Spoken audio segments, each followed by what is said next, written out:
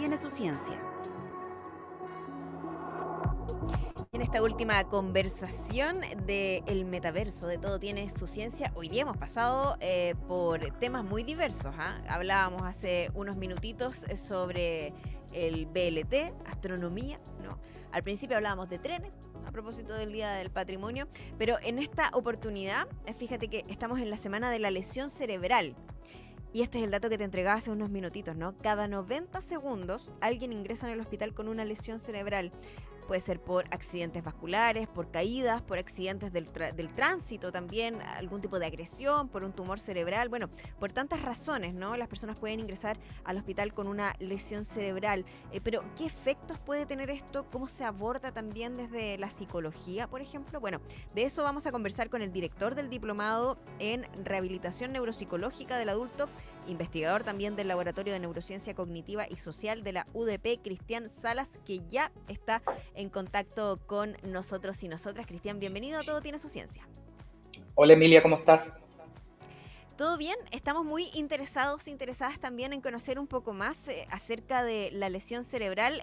Y decíamos, es una semana en que se trata de generar conciencia sobre los efectos que puede tener justamente una lesión cerebral. Hablemos primero de eso. Bueno, sí, como tú bien dices, es una semana que trata de rescatar la idea de que las lesiones cerebrales son muy frecuentes. El lema de esta semana es cada 90 segundos. O sea, ese es un dato bien impresionante. O sea, después de que nos lavamos los dientes, una persona nuevamente sale de un hospital por ese tipo de patología. Y hay diversos tipos de lesiones cerebrales. Accidentes vasculares, traumatismos craneanos, que son los más comunes. Pero también hay otros menos comunes, como los tumores cerebrales, encefalitis, meningitis, hoy en día con el COVID, los virus también. Claro. Y de alguna forma, esta semana lo que trata de hacer es que las personas conozcan de que esta realidad existe y que muchas personas en Chile tienen que aprender a vivir con las consecuencias y secuelas de estas lesiones. Hablemos justamente de eso, que probablemente se conoce poco. Se habla mucho de las cifras, por ejemplo, de lo que tiene que ver con accidentes cerebrovasculares. Nosotros hemos hablado aquí también sobre eso, o los propios accidentes de tránsito, pero ¿cuáles son justamente las consecuencias que deja ese tipo de lesiones cerebrales? En general, ya que el cerebro se daña, cualquier función o capacidad del cuerpo humano y de la mente humana se puede alterar. O sea, pueden haber consecuencias físicas que tienen que ver con la capacidad de caminar, de mover un lado del cuerpo, consecuencias que pueden tener que ver con la capacidad de hablar, de utilizar el lenguaje, y otras consecuencias que son un poquito más invisibles, que tienen que ver, por ejemplo, con tener problemas de memoria, problemas para organizarse, tener problemas, por ejemplo, para regular las emociones y la conducta. ¿Ya? Que esas son usualmente consecuencias menos visibles, o de hecho se les llama consecuencias invisibles. Y hay otras consecuencias también importantes, que es, por ejemplo, en Chile hay datos que están mostrando de que más del 50% de las personas en edad laboral que tienen una lesión cerebral no vuelven a trabajar. Y que las personas con lesión cerebral tienen mayor sintomatología de problemas de salud mental que personas sin lesión cerebral. Entonces, hay estas consecuencias que de alguna manera nuestro sistema de salud tiene que hacerse cargo de ellas. Cuando hablamos de una lesión cerebral, en los casos que hemos puesto, digamos, sobre la mesa, me imagino que habrá algunas que puedan ser más graves que otras y por lo tanto sus consecuencias también serán distintas, ¿no? En general, yo tendería a decir de que los distintos tipos de lesiones cerebrales pueden tener consecuencias leves o graves. La gravedad de la lesión depende de otras cosas. Por ejemplo, puede depender en el accidente vascular, depende de cuánto tiempo se demora la persona en acudir a un servicio de urgencia, ¿cierto? Y cuánto tiempo se demora el tratamiento.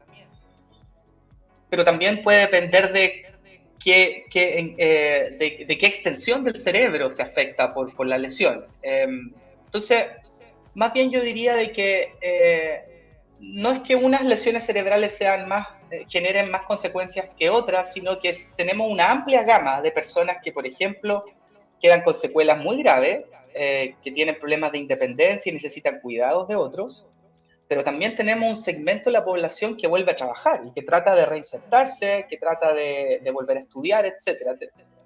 Y eso es bien interesante de la lesión cerebral, que tenemos como todo el espectro de compromiso. Claro, de todas maneras. Y ahí es interesante también conocer qué respuesta tiene desde ese punto de vista la rehabilitación neuropsicológica, ¿no? ¿Cuáles son las respuestas que hoy día existen para acompañar a una persona que ha sufrido algún tipo de lesión cerebral? ¿Cuáles son los tratamientos en ese sentido? Y específicamente, ¿cómo se aborda eso? Uh-huh. En general, en Chile, todas las personas que tienen algún tipo de lesión cerebral reciben algún tipo de rehabilitación, principalmente rehabilitación física, ¿cierto? Se les ayuda a volver a caminar, a volver a sentarse, a volver a hablar, a volver a comer, a volver a vestirse.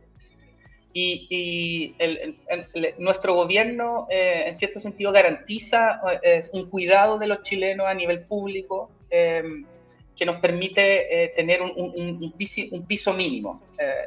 El problema que tenemos es cuando las personas vuelven a sus casas y de alguna manera tienen que empezar a retomar como las actividades de la vida diaria, cuidar a los hijos, volver a trabajar, volver a estudiar, etc. Y ahí lo que nos encontramos en Chile es que, independiente de la salud privada o pública, la disponibilidad y el acceso a estos profesionales que permiten ayudar a las personas a retomar sus actividades es bastante escaso y bien poco articulado. Entonces, nosotros que trabajamos en este tema, no es para nada raro encontrarnos con personas que a veces no tienen tratamiento por meses o años después de que son dados de alta, básicamente porque no son derivados ya a especialistas.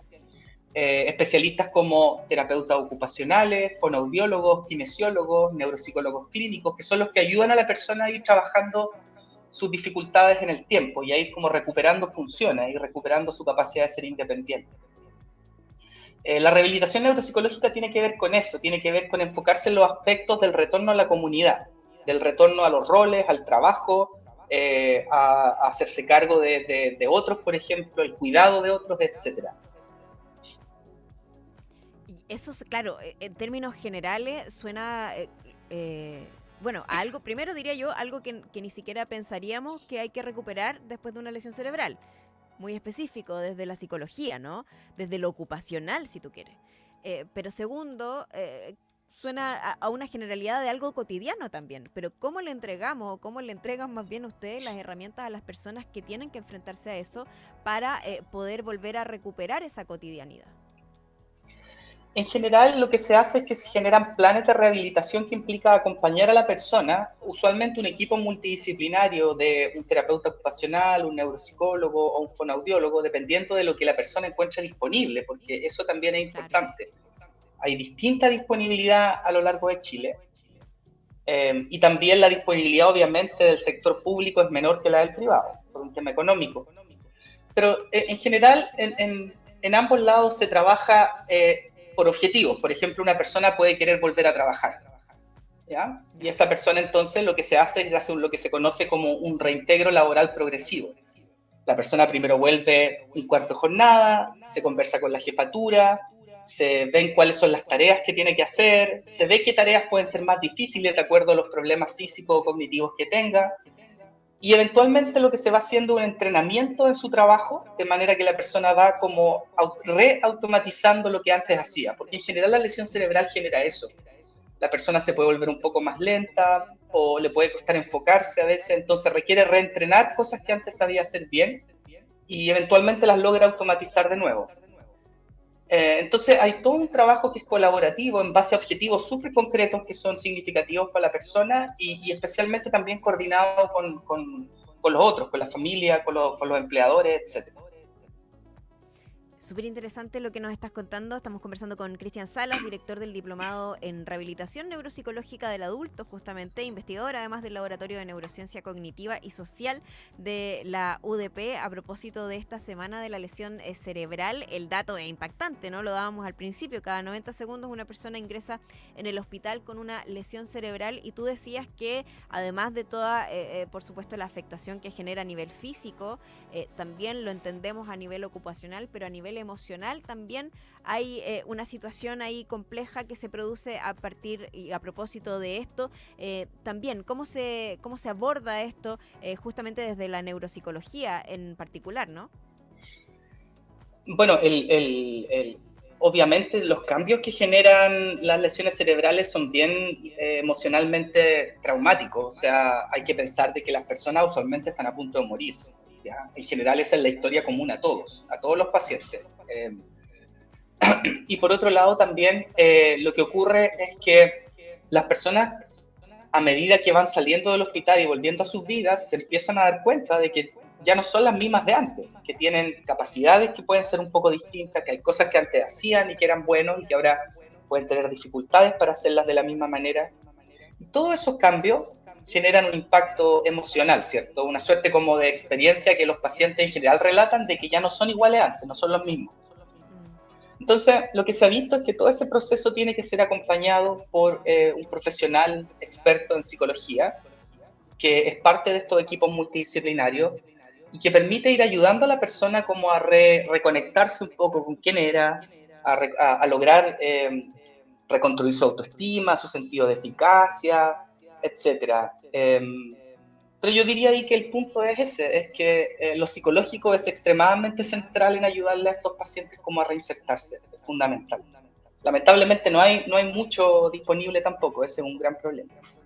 Claro, y eso te iba a preguntar, en el fondo tú ya advertiste que en el fondo hay una baja cobertura en este sentido, pero una vez que pensamos en el proceso completo, ¿no? Una persona tiene un accidente, probablemente va a llegar al hospital de urgencia, se va a recuperar físicamente o al menos se va a estabilizar físicamente. ¿El seguimiento de ese tratamiento es hoy día recomendado, de ese acompañamiento psicológico es recomendado desde la salud pública, por ejemplo?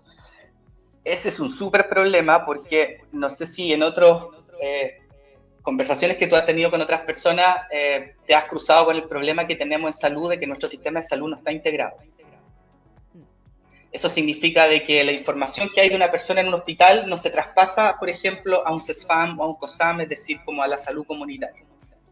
Y por lo tanto, el gran problema que ocurre es que cuando los pacientes son dados de alta, muchas veces esos pacientes no son derivados o se pierden. Eso nosotros le llamamos que se caen de la red. Nadie sabe dónde están. ¿Ya? Y eso es un desafío que tiene el gobierno hace mucho tiempo, de poder integrar la red de salud de tal manera de que en cualquier punto de la red sepamos dónde está esa persona y accedamos a la información del historial de esa persona. Entonces yo diría que ese es el primer gran problema. Nosotros, algo que hemos hecho es desarrollamos una plataforma web que se llama Cerebros con S, www.cerebros con S. Y es una plataforma que se diseñó en Chile por personas con lesión cerebral, por familiares, por profesionales, especialmente para ofrecer información de tal manera de que cualquier persona que le pasa esto tiene una idea un poco de lo que se viene, del camino, quiénes son los profesionales, quiénes los pueden ayudar, cuáles son los desafíos, qué hacer si tengo un problema de memoria, qué hacer si tengo un problema físico, ¿ya? Incluso, por ejemplo, si tú miras Cerebros, que es esta página, hay un proyecto que tenemos ahí dando vuelta y es un mapa de todos los lugares donde las personas en Chile podrían acceder a algún profesional de rehabilitación, ¿ya? Entonces, yo creo que tu pregunta es importante porque en el fondo apunta a eso, apunta a la importancia de que las personas sean seguidas desde el hospital hasta la comunidad y sean acompañadas durante todo ese proceso, que no se pierdan, porque eso es lo que ocurre. Claro. Oye, está revisando la página cerebros.cl con S, cerebros.cl, Sí. súper interesante porque además aborda los distintos tipos de lesión cerebral, el traumatismo cráneoencefálico, accidente cerebrovascular, el tumor.